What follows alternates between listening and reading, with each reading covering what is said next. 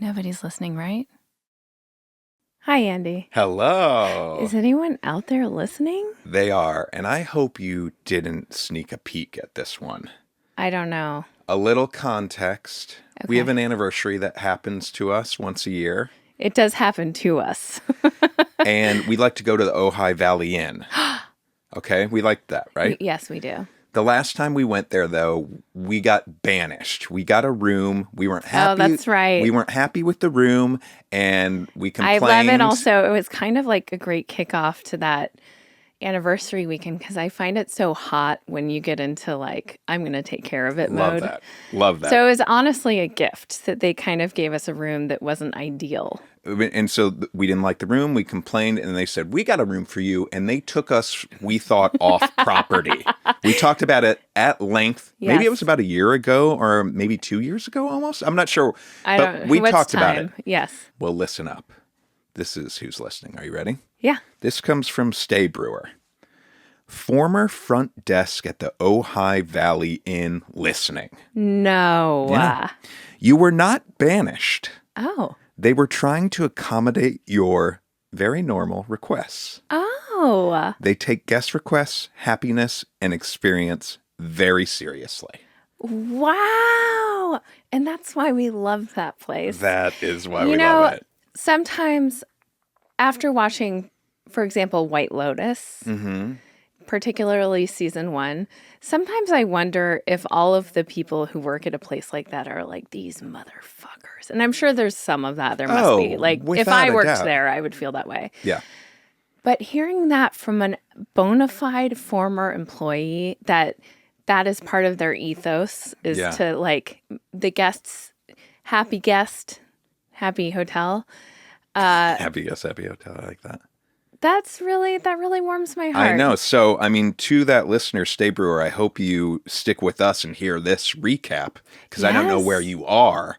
Right. But I hope this is a little treat for you. That's wonderful. We are thrilled to announce our new sponsor, HelloFresh. Woo! Go to HelloFresh.com/NLRfree and use code NLRfree for free breakfast for life. 1 breakfast item per box while subscription is active. Wonderful. All right. And also, if you'd like to get a bonus episode of ours every month, you can sign up at patreon.com/nobody's listening, right? You also have access to, I think it's like 800 to 1,000 past episodes of ours going back to 2010 when we began this wild journey. That's patreon.com/nobody's listening, right? Woo! Okay, Andrew, we're settling in. Do you mean after the holidays settling in? Or? Now, a lot of people, I'm sure, have like gotten back into their routine and work. I had like a Zoom meeting this week that felt so weird. Yeah. Because I'm not there yet because our kids have been out of school, but they're back in school. We're back at it. And I feel very holiday satisfied. Like I got it all. Fully baked. Ready to move on. Yes, exactly. Fresh start. Yeah. How are you doing? I'm just checking in. I feel the same way. I think last episode, I was whining about how I didn't feel good, right? Remember that? I feel a little bit more, I feel better and I feel more like I'm ready for this year. Let's fucking go. Now, how much of that do you attribute to the stars and planets? None. I've been thinking a lot about all of that. Astrology? Astrology. In what way? Because I too I just find it interesting that how moods work. And I know it's like hormones and other things, but how you can feel like you're in such a funk and then wake up one day and it's like, oh, you know what? I feel motivated to do this XYZ. That's weird. Like, what a change. And then I look on some astrology app I have and it's like, today, Virgo, you're going to be dusting off your blah, blah, blah. And it's like Wow. and then I have been thinking about it a lot because at the cabin this week, one night I was upstairs and I was like closing the curtains and I looked out and I thought, oh my bejesus, there is some serious star action happening. And I went. You were in the mountains. It was a clear night. Of course there were stars happening. I haven't seen that there. Okay. And so we had already put the kids to bed. I, of course, woke up our daughter and took her outside. And you were pointing out Orion's belt. And there was an orange planet I thought was Mars, but it turns out it's something else. Betelgeuse, I think. Betelgeuse. And then that's how it's pronounced? It must be. If it's not, it's so rude. Then you didn't hang out that long outside, but then I kind of stepped past our house and saw like very bright the North Star. It's just so magical, the stars. Yeah. And planets. Wait, in that moment, were you thinking about astrology? No, but okay, good. Well, it's all very combined for me. And I have been listening to Eckhart a bit this year. And he doesn't fuck with astrology. I don't think so, but I also don't think he doesn't. I'm disappointed in you for some reason. I know. I have no problem with your astrology, and you like it. I like reading my astrology too. I think that's great. You and some of your friends go to an astrologer that's amazing. You've been to her? I've been to her. She has bona fides, but I think your attitude. Heidi Rose. Shout out. I also think, though. Can I ask you a question? Yeah. Be honest. Okay. Do you think Heidi would be disappointed in some of the apps that you look at for astrology things? Well, I actually don't really look at apps. When I said that, I'm just being simplistic. I mean, there are two websites I go to.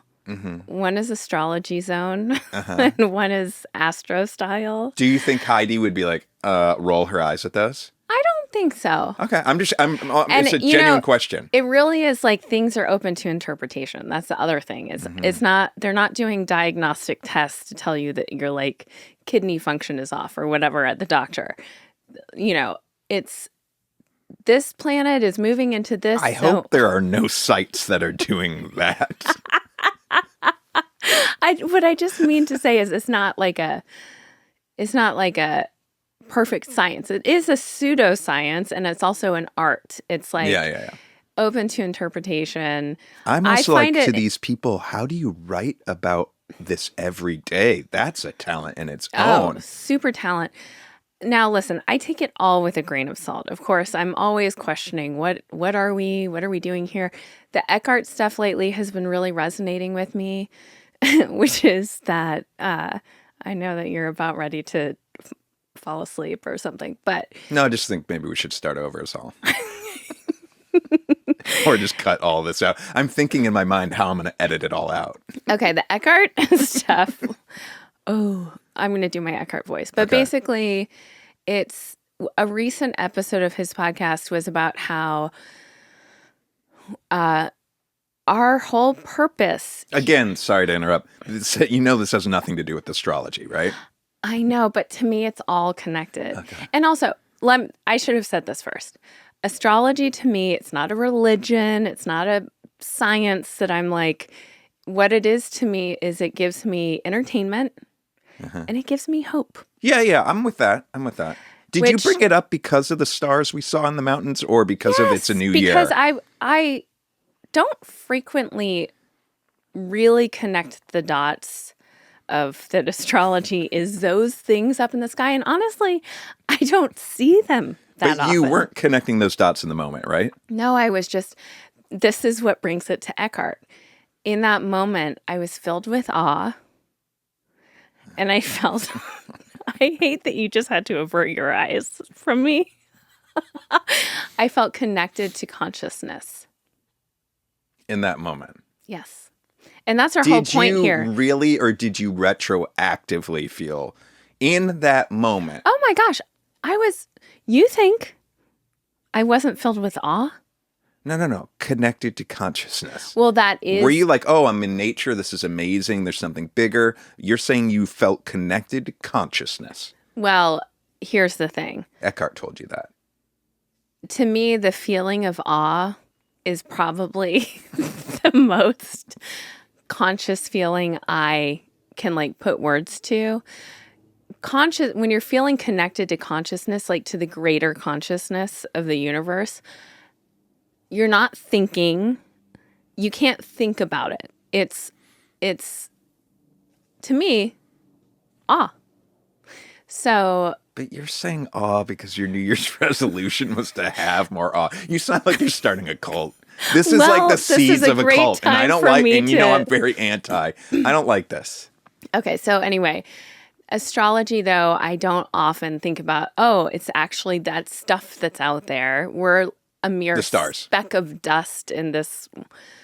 It makes me feel very tiny. It makes me feel like there's a bigger purpose. Now, this is all paired with I had a little sign from my dad. I didn't tell you about because I wanted to wait. Okay. You're doing yourself a real disservice because like I'm annoyed at you and you're about to tell me something so sweet that I genuinely want to know about. It's a little one. This is the setup to it. Couldn't have put me in a worse position to receive this. Do you want me to wait and we'll come back to this? I don't know. No. Let's get it over with. Okay. I didn't mean it to sound like... Let's get it over with. Let's get this bullshit over with. Well, I'm going to spiritually... The whole point of me bringing that up is I was just thinking about the stars and stuff and our moods and where we're at and what's coming down the pipeline. Spiritually, just for at this moment in time, I feel very kind of calm and connected and good. Okay, so the kids and I were walking. Our friends rented a place up there. We're walking over to their rental. Mm-hmm. It was January 4th, which is my dad's 80th birthday. Whoa, I didn't know that was his birthday. Yeah, which I didn't even think about really until this happened. Okay. But we're walking and there was a car parked, like, you know where that church is? There's a car parked like on the curve of the intersection. Yeah, because they hadn't plowed that driveway. Yes, I noticed it too. Okay. Yeah. On the back of that vehicle. What do you think? I want you to guess what I'm going to say. A picture of your dad on a bumper sticker. This is so silly. And this one, really, you could go, okay, get a grip. Do you want me to say, okay, get a grip if it's really that? Well, it really is a stretch. But to me, it felt very not it also felt like my dad, because I feel like the signs he sends me are kind of random and almost playful. Mm-hmm. So this one we're walking by it, and there's like a pristine, also like brand new looking sticker on the windshield. Okay, so we're talking where on the windshield? Back lower left corner. Got it. The only sticker to be found on this entire vehicle. We're talking circle or square? Circle. Okay. New looking. Uh-huh. And it was the Seabee's like emblem logo. Oh, the engineering corps of the Navy. Yeah. Which is a very small, tight-knit group of the Navy. I mean, not tons of people know about it. I didn't even realize what it kind of meant until my friend June, whose father was also in the Seabees, was like, "Oh my gosh, your dad was too." You know, it's rare for that to be a thing, mm-hmm. Especially. I don't know if it even exists anymore. It was. If it's a new sticker, I feel like. Well, this is what they still have Seabee's reunions. Uh-huh. I'm gonna search. Does the Seabees? How do you spell it? Seabees. They were formally established in 1942. Interesting. 1942. Huh. So it comes from the first letters of the words construction battalion, CB. They still exist. Okay. Well, still neat. It's neither less neat or more neat if they exist or don't exist still. Really? To me, I'm like, oh, if this is a guy who served in Vietnam and the Seabees and likes to keep, he went to a reunion and he got a new sticker and he wants to put it, to me that felt more interesting. But regardless, It wasn't an old guy. I saw them. You did? Yeah, I saw them when they were trying to figure out where to park. Oh. They were probably our age. They were? Yeah. Okay. Yeah. Well, anyway, it was cool to me and it made me feel like it was a little, hey, and on his 80th birthday. Yeah, I love that.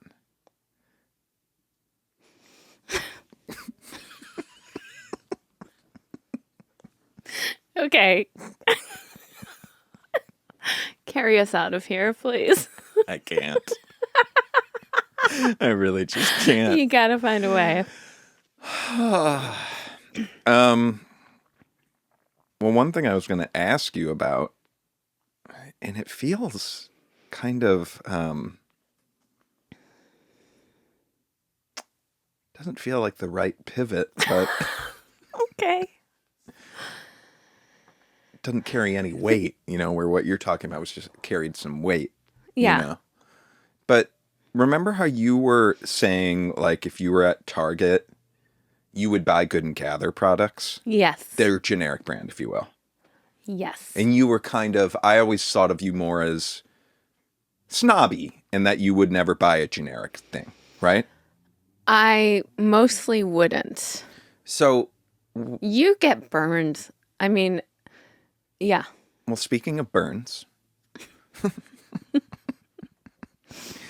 you wanted me to pick up some Vaseline for you recently. Oh, yes. Vaseline's a great thing, I think, to What put on a a burn. great product. A great product, petroleum jelly. Yeah. When I went to go get it, you said specifically before I even went to get it, make sure you get Vaseline brand.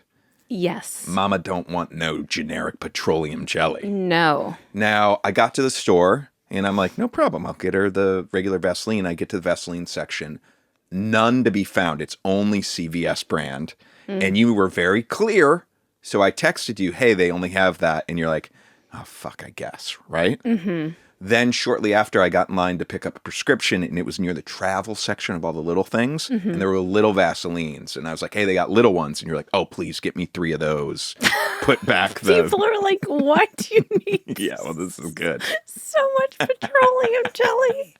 But let's start with the petroleum jelly versus Vaseline brand first. And then if you feel comfortable talking about why you needed so much Vaseline, we can go there. Okay. But to me, I love the idea that the Vaseline is better. Don't get me wrong there. You do? I do love that idea. Because there's some things... Okay, here's another great example. Mm-hmm. Kleenex. Sure. Love it. If you're really getting sick, you want to treat yourself. Because no one does it quite like Kleenex. And they can say they are compared to Kleenex. Well, and even, you're not getting it. I would agree. I think Kleenex is a better product. It seems softer on the nose. But even if it was exactly the same, your brain tells you the Kleenex is softer. Yes. Oh my God, yes. Okay, but petroleum jelly, that's a product where I'm like... So gross. Jelly. I feel like there's probably not that big of a difference in the world. So why were you so adamant? Well, I mean, maybe it was kind of an experiment. So we've had a big tub. This is for our Friday fun days, obviously. Just kidding. Sunday fun day. We like to put down some rubber sheets. No, up at the cabin, it gets very dry. And I mean, you could stand to do this, Andy. Your hands lately are like... Oh, yeah, I'll do that white cotton gloves, Vaseline thing sometimes. Yeah, that's a good trick. One of our kids has inherited your dry hands. And Let's take this away from me and our kid and back to you. You're the one that needed this. Okay, up at the cabin, I thought I was golden because my hands typically stay pretty moisturized and whatever. But our kid pointed out when I was on the rug, like playing something, that my feet were in bad shape, like my heels. And I haven't gotten a pedicure in probably, a long time. And that's usually where they kind of take care of business. I had never seen my feet in this state. Like not to be rude, this is going to be very rude. It's reminiscent of, I feel I've been so judgmental of other people's feet, like at Disneyland, like women who have their feet in like sandals and are walking around, and I'm like, oh my gosh, their heels look like so deeply cracked and disgusting that I'm bummed out about it. You are noticing people's cracked heels at Disneyland. I've noticed that. I've never once in my life thought to look at someone's heels. Okay. Well, you're sick. Are you judging? You're just judging people's feet all day long? No. I mean, listen, I know I sound like a monster. No, it's like I saw it and I was like, ooh, and then I moved on with my life. But now I'm like, because then I think judgmentally, I was thinking, how do you let it get like that? Or like, honey, throw some lotion on that. Like, They have so many tools for bathtub stuff, whatever. No, I don't know. Yeah, you've bought them. The bathtub stuff? Rocks that you grind against your heels and stuff. I've not bought rocks. Yes. I bought like a scraper, yeah, with a handle. That's exactly what I'm talking about. You said rocks. It has on one side, there's like a rocky texture. It's like rocky. That's not what you were talking about. Yes, no, it's not. You're saving yourself. No. You were talking about some sort of rocks. No, I was not. This is what I'm talking about. This is what I've been using since this incident. I looked at my heels and I thought, oh my God, you fucking piece of shit. You've been out there judging people at Disneyland. When you let yourself get to this is how it happens. And so in my mind, I thought, oh, well, I'll take that pumice stone. Yeah, sure. Is it pumice? Yeah. To my feet tonight, and I'll be set. Okay. Wow. One round of that is not going to even scratch the surface of the situation I had. So based on things that you've done and things that have worked for our kids' hands, which is Vaselining them at night, putting mittens or something on, you sleep overnight, some magic happens, you wake up and it's all good. I have started doing that to my feet, and they are 95% better. With socks? No one would notice it if I were out at Disneyland. Okay. Yeah, so I Vaseline up, I throw on some little socks, sleep. Little, Peds type, or like, what are these called? Little socks. What are those sold? Ankle sock? No, but no-shows. No-shows. What are peds? They're like even less show, but I wear these no-shows. So anyway, my feet are better. So Vaseline, I've been using this tub of generic stuff, and yes, it might be totally mental. First of all, I just like the way the Vaseline looks better. The label or the Yeah, stuff? and I think it's pennies, mere pennies of a difference, right? The label? Yeah, like the price? Yes, right? The price can't be extremely different. Well, we paid a premium for buying travel size. Well, I love the look of Vaseline, first of all. Second of all, I think it really is more effective. I don't know if they're watering down the generic with, filler. This is... But why were you adamant to get it? Like, it was like... Because I'm fucking sick of the generic tub. I wanted something new. I wanted to treat myself. Because it wasn't like you had the real stuff, then you were using generic and were like, this doesn't work better. You just had this hunch that the generic wasn't hitting as hard as Vaseline brand would. Right. All right. I respect it, but in this particular case, it was surprising to me after you had tried to, present yourself as someone that doesn't care about generics. When I always thought you had, and it turned out you kind of validated. No. I have never presented myself as someone who's like, it's all the same. No. You present yourself as someone, to be very clear, you present as someone that would always buy Vaseline brand that is way too good for any generic brand anything. Oh. That's how you present. But we've gone over this. Good and Gather, to me, is not generic. It's a brand named, it's just like Trader Joe's. Those things, yes. But when it comes to certain things, toiletries, I guess, is where we're landing. Yeah, I want name brand. Okay, cool. All right. I'm glad we checked in about that. Yeah. Thank goodness. Okay, something obviously has taken our family by storm, I guess. It's got us all in its clutches. I don't know what you're about to say. Shark Tank. Oh, fuck yeah, Shark Tank. So we go in and out. Yeah, we've of definitely Shark Tank. talked about Shark Tank. Love Shark Tank. I'm not talking about on this podcast. I'm saying, was that what you're saying? What do you mean? When I say we go in and out of Shark Tank, you go, yeah, we've definitely talked about Shark Tank. Oh, yeah. Just meaning like we've historically gone in and out of it. We've definitely talked about it before. Like we are Shark Tank people. Oh, okay. What I'm saying is sometimes we are, sometimes we're not. You feel like sometimes you're not a Shark Tank person? Yeah, Andy. I mean, I think that up until pretty recently, it had been years in between Shark Tank viewings. I don't think we've ever been this into Shark Tank, and particularly now that the kids are in on it. Sure. We're like hardcore Shark Tankers, whereas in the past, we've loved it and have dabbled in it, but now we're like serious. But my argument is, what I'm saying is, it's not like I ever... You don't have to argue.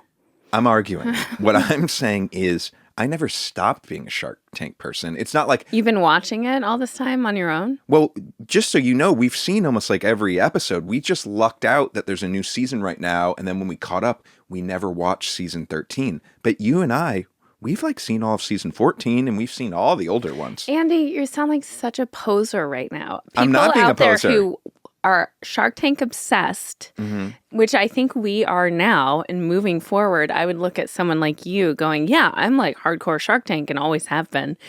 You missed out on a whole season? Yeah, but you don't get to claim that. I am just saying to you, I bet we've seen... Now, because we've gone back in time. We've only gone back in time one season. Okay. There's 15 seasons of it. We were up to date on 15. Why is this the hell you're dying on?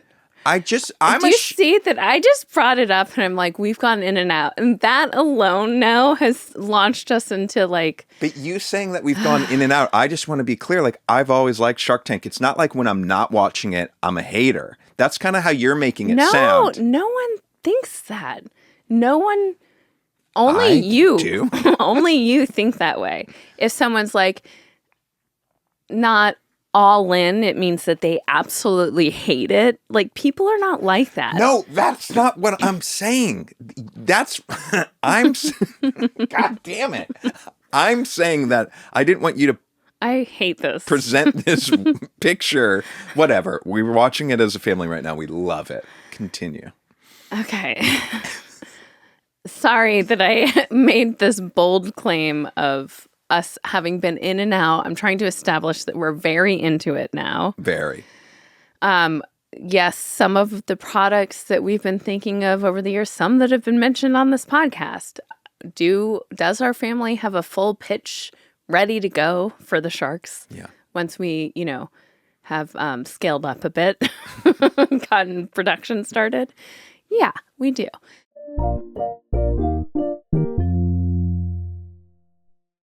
We are thrilled to announce HelloFresh as a new sponsor to this show. Yes! The timing feels good. It feels serendipitous. It does. As you know, we have struggled with meal planning, and now we don't have to anymore. HelloFresh to save us. Welcome to the fam, HelloFresh. Oh my gosh. So we're going to be doing a vegetarian box because half the fam's that way, and I'm trying to get that way. Yes. And what's so nice is there's all these options that are even speaking to my little taste buds. Let's hear them. I saw this one caught my eye. Vegan Spice Market cauliflower tacos with curry mayo and cabbage slaw. Ooh, And that this sounds so one, good. this sounds good to you too.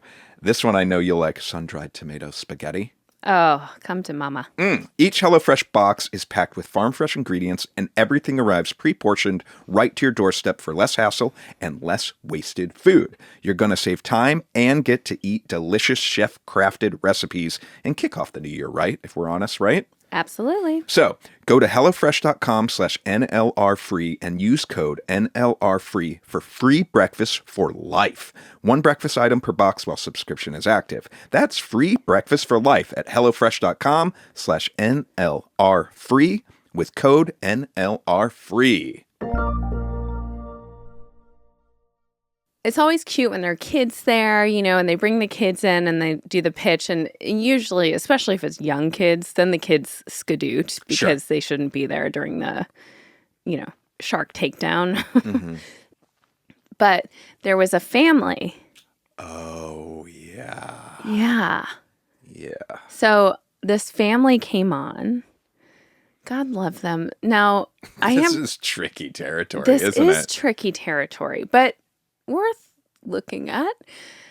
They were on a public show, and they came on with their kids, and they had been on Shark Tank before.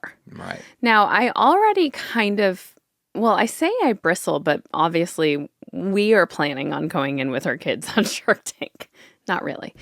Yeah, we are. They think they are. I wouldn't really have our kids on Shark Tank. Really? Yeah. Okay. You might want to tell them that. No, I'm not going to break their little hearts. Andy, also, I actually don't think we're going to be on Shark Tank ever. Says the person you were so hyped up about an idea 2 weeks ago, and you were getting upset at me that I wasn't so hyped up, and now you're over it. Well, as I've done more research, R&R, yeah, and I've learned some stuff. We can't definitely can't talk is. about the idea because it's a billion-dollar idea. It's a billion-dollar idea. Well, I'm not going to break our kids' hearts. We can go along on this joyride of dreams, and who am I to go like, I'm not going to go, hey, kids. Just so you know, if we ever actually go on, you're not going on. Yeah. So anyway, but you know what? To each their own. I have friends who don't post pictures of their kids, friends who do. You make the call. I'm just like, that initial thing, normally I wouldn't think anything of it, but now this specific family, they've been on Shark Tank again. So they went on Shark Tank. They didn't get a deal. The kids also seemed so like such salespeople. I mean, so articulate and so like wheeling and dealing and having all the answers and talking. The way that they worked, I almost felt like, is this family's entire thing? Now, let me be devil's advocate to be fair to the family, right? Well, I haven't even said what my beef is. My beef is that it seems like they're more, and this is exactly what Mark Cuban said, they're more interested in being on TV, on Shark Tank, than they are in actually investing in this product idea. Yes, because it was a brand new product the second time they were on. And the family gave like YouTube family vibes, sort of. Well, that's 100%. And you're nailing it. I was like, why is this upsetting to me? It's the YouTube family of it all. Now, our kids, and feel free to pull me back into this because this is just an adjacent pivot. They're obsessed with this YouTube channel, The Empire Family, which is this Australian family. And I'm kind of obsessed with it now. We watched one this morning where they went to Lake Como, and I was mesmerized, right? Like, really? Yeah. I'm just saying that because this happened to me this morning. It's like this really cool British family. It's these two Australian. Yes, you're right. Two moms. Well, where's the dad? There is no. Is the question. No, listen. I think I did love. I hated that until I realized it was two moms, and I was like, oh, that's kind of cool that this family is like, maybe showing behind the curtain of what that's like for people in America whose parents are really judgmental and think, families shouldn't look like that or whatever. I was happy it was two moms is my point. My second thing is, so we now have a new rule that if YouTube is being watched, it's on the TV with volume so that you and I can kind of keep tabs of what it is, which I think is a good rule. So you and I, like, it's kind of been infiltrating our heads a little bit. Mm-hmm. And they seem like a very sweet family. The kids seem well adjusted and like they generally enjoy it. But at the end of the day, I'm like, you're putting your kids into a business with pressure. Putting your kids into a business, and it's a business where it's them. They're selling themselves. Like, I couldn't even hack it out in acting because that's so hard to put yourself out there and get rejected and rejected and rejected or made fun of. Like, those kids are definitely getting hate sent their way because anything that's successful on the internet. Sure. Well, getting back to the Shark Tank kids and me being devil's advocate a little bit, what if there's a scenario where what rubbed you the wrong way a little bit was these kids are on Shark Tank and they really are the ones doing all the talking? Part of you is probably thinking like, oh my God, how many times did the parents make them practice this, right? Totally. Also, by the way, you pointed out the dad standing behind them, like mouthing all the words. And every time the kid hits the thing, the dad's like doing a subtle facial expression. It's pretty awesome. It's total stage mom, like in the aisles doing the tap dance. Yes, exactly. So I get that. The argument against that would be, though, what if those kids were like our kids right now watching Shark Tank 4 years behind and just having this obsession? Because you see how excited our kids are at this idea. And what if they just really fan the flames and are like, all right, guys, let's actually think of a product. Like, what if we, after this, our kids were so excited and we were like, you know what, guys, let's think of something.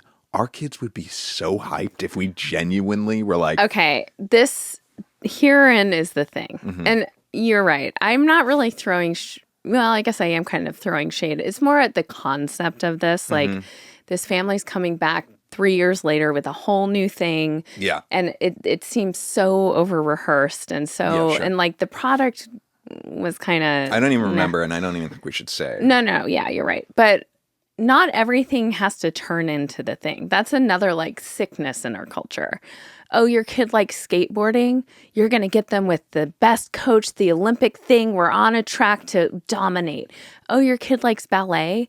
They have to get into da-da-da-da-da. I mean, you and I have talked about, like, I don't want our kids to be so good at something that they make money from it. Honestly. You mean when they're children? Until they're, adults. And I want their first jobs, like mine when I was 15, to be like, I mean, maybe it's not this, but a version of this. Like, go work at an ice cream store. I worked at a car wash. Go work at a grocery store. Go whatever. Because I think there is this pressure on kids to behave like adults in business and success that's fucked up, honestly. Sure. So, yeah, our kids are obsessed with Shark Tank. We're going along with it, like, playfully having fun, dreaming about whatever it would be. No part of me is like, you and I suddenly are going to quit our job. And that's the other thing. The parents going, let's do it, is investing so much in this kid that seems too much pressure for the kid. Okay, like, the parents are like, we're going all in. We're mortgaging our house. These things take a lot. But this one, and I genuinely can't remember what the products were, but there have been some incidents on Shark Tank where there are kids, not as young as these kids, that come on where I am like super hyped for them and excited when they get a deal. There was a kid that had the bow ties. I just was thinking That's of him. a classic one. There was like a kid that had a honey business or something. That's the difference. The bow tie kid came on, like, and this is so subtle. It's hard to even say. No part of him and his mom, who was there supporting him, felt like a YouTube family.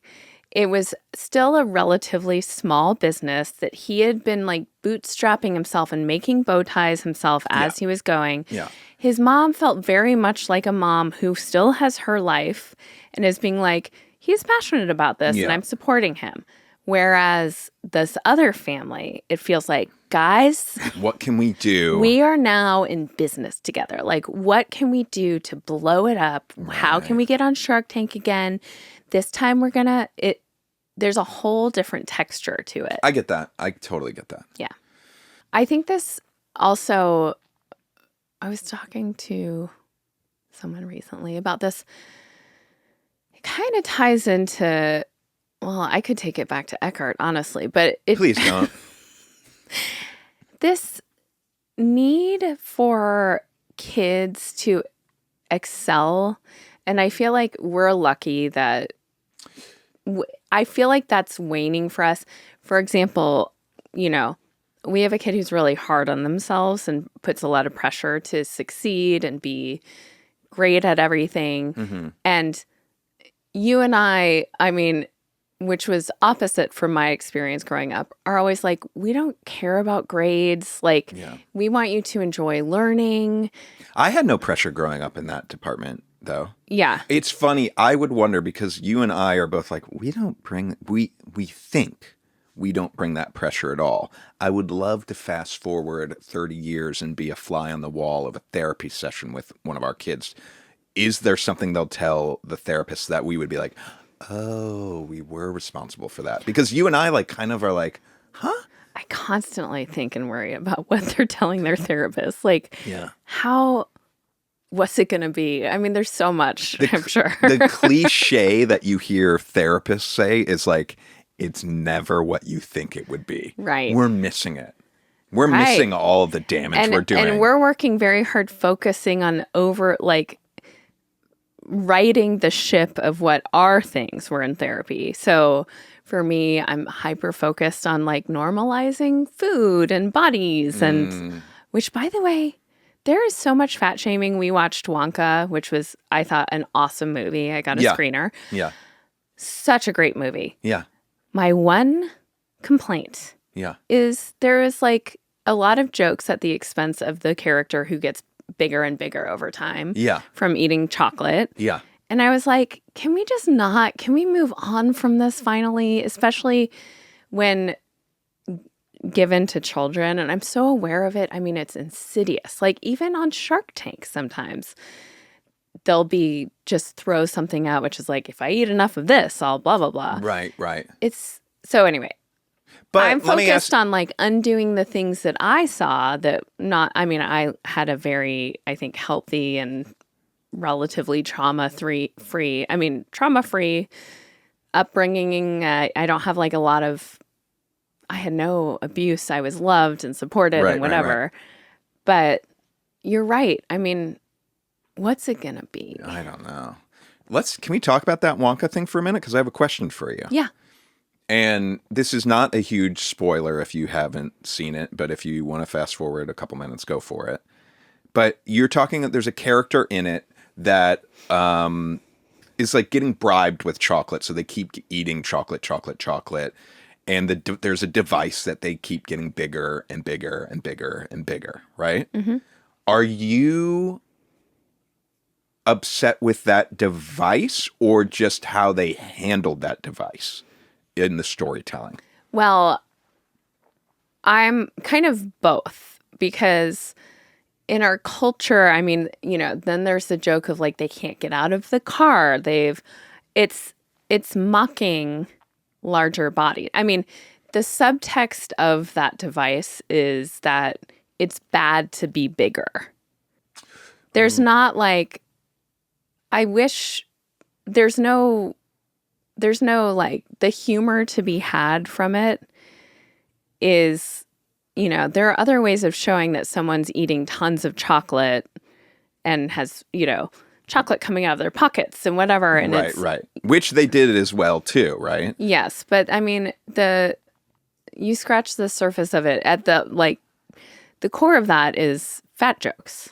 Yeah. It's interesting because I clocked it too. And in my mind was like, is this okay or is this offensive? And I kind of was in an ambiguous place, because it was a device to show what was happening with this character and his motives in the story, sort of. Yeah. But yeah, with a couple silly fat jokes too. Yes, Yeah. but silly, silly, yes, but part of this larger fat shaming culture we live in. Yeah. And I feel like I'm bending over backwards to say, we all bodies are beautiful. Everyone has the right body for them. Like some bodies have more fat, some have less. Right. And then things like that, I'm like, especially as our kids get older, I think they're going, yeah, sure, mom, but we know what the real deal is here based on media Sure. and stuff they hear at school and, all of that stuff. I will say, though, for starters, I think our kids will be completely different. We especially grew up in an era where the commercials, the models, the culture was skinny, skinny, skinny. Like it is way different in so many ways. That's so true. Yes. Like if you think of the supermodels back then, if you think of the ad campaigns, anorexic. I mean, it was like, and so I think there has been a big, big shift. So yeah, I agree. That will definitely present its head in a different way, but it's still there. But the interesting thing about Wonka to me is like, is there a world where where society didn't carry as much baggage about this stuff, where that storyline would be totally okay? Do you know what I mean? And part of me thinks there might be a world where it would be okay. Yeah, maybe. And some of the jokes, though, would be, they wouldn't be there. And then I'm like, what's the purpose? Because it was kind of as a comic relief, thing. So anyway, whatever. I'm talking about Wonka because it's the most recent thing we saw that had this. I feel like it's everywhere. It's, I wish we could move past the fat jokes, honestly. Breaks my heart thinking about like a kid who has a bigger body beating themselves up when really we're just consciousness. We're renting out these containers for a bit. Right. A lot of near-death experience havers say it's fairly common in their stories. There are a lot of similarities in near-death experiences, and it's fairly common to say that they kind of like were floating up on top, like up by the ceiling looking down. Yeah.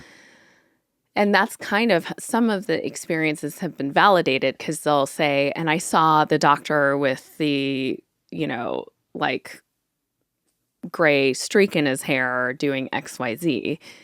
And later it could be confirmed when this person is dead and the doctor's working on them. But it's always that. I want a better example because couldn't they have seen the gray streak before?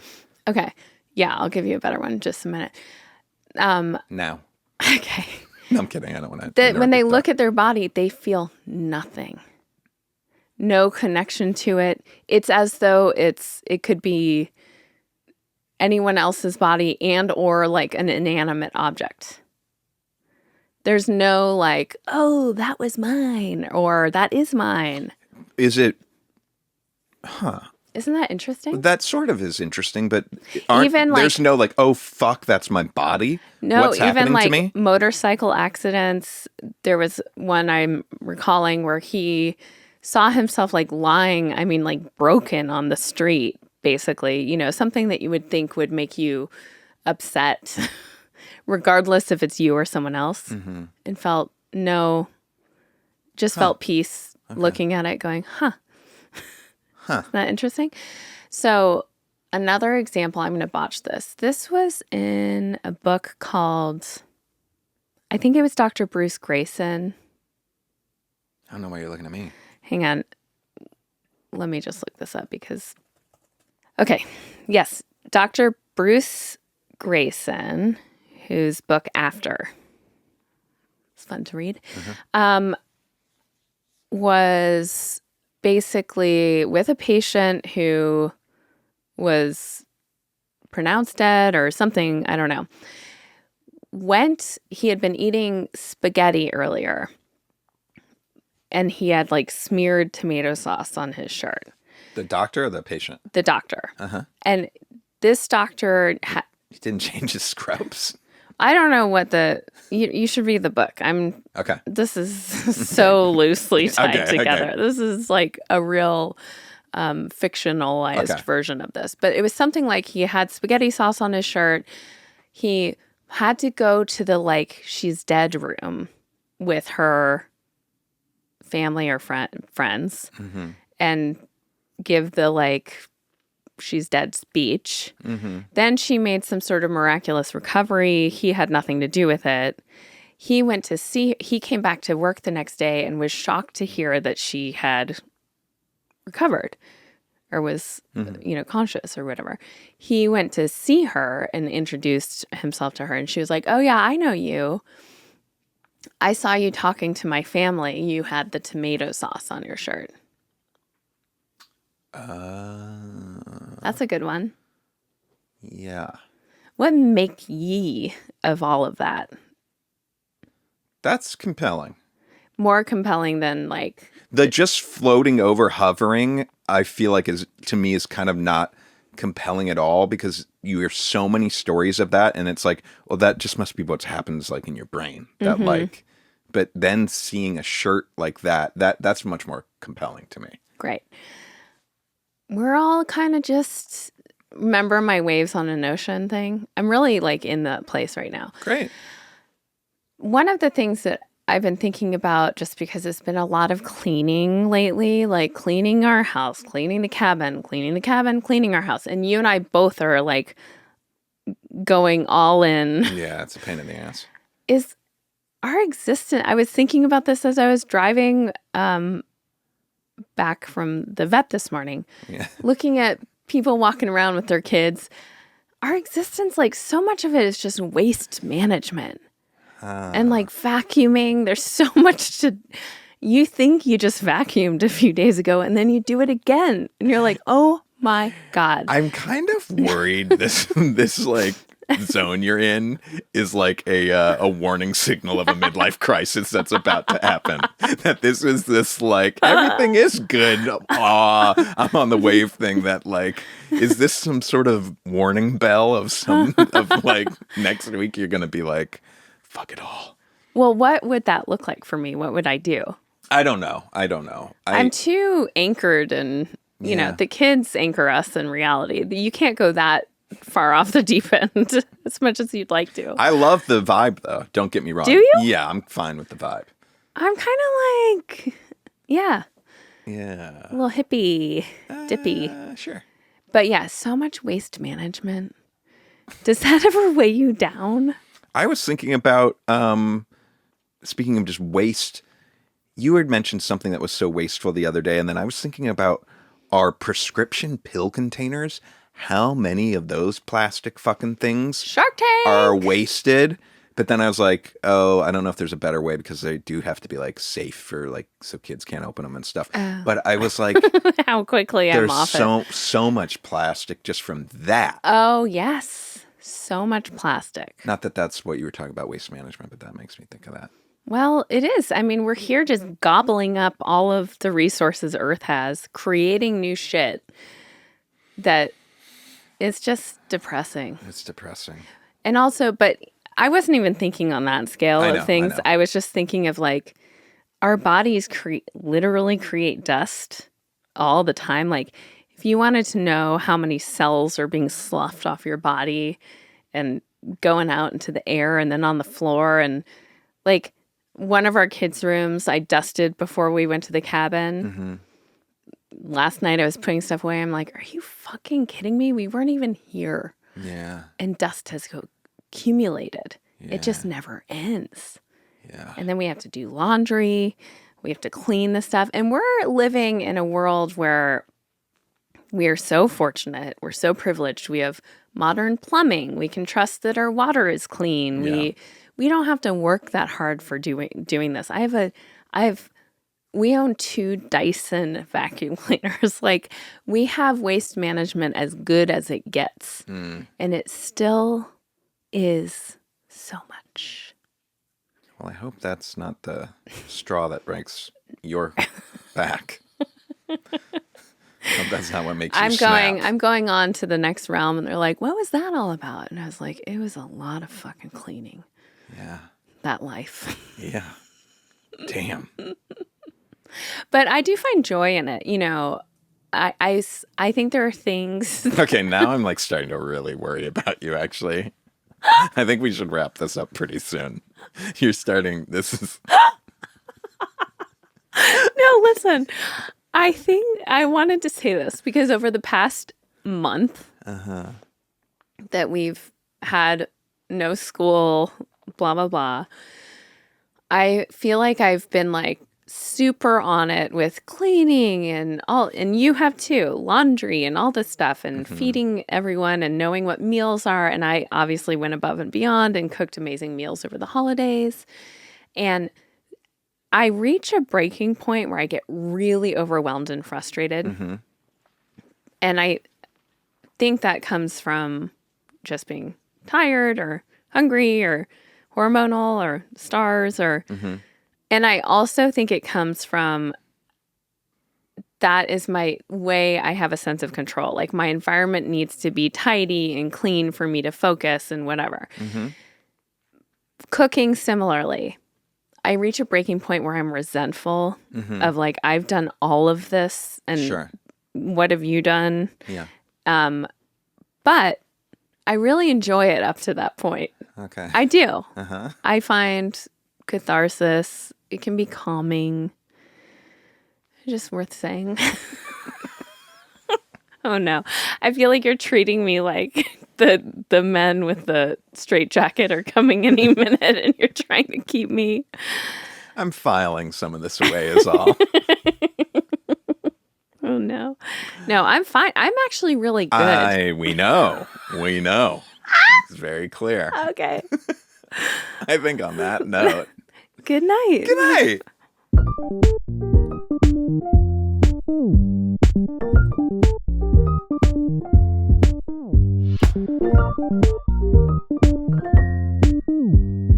Shh.